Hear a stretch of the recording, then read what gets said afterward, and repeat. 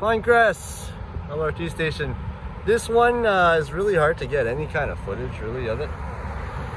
You can kind of tell the inside there is coming along really well.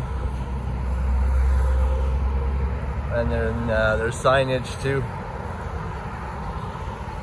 No rails yet, but yeah, this is what it is here. Some rail vehicles. There's a lot of equipment still on the track down there. You'll see it on the drone clip. Right off to the other side.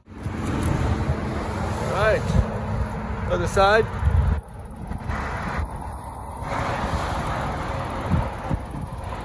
Looking good. A lot of progress I find.